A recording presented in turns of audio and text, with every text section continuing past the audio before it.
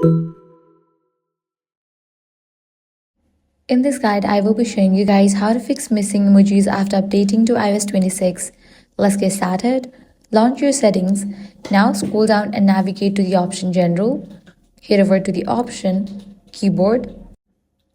Now here, click on the option Keyboards. Click on the option Add New Keyboard.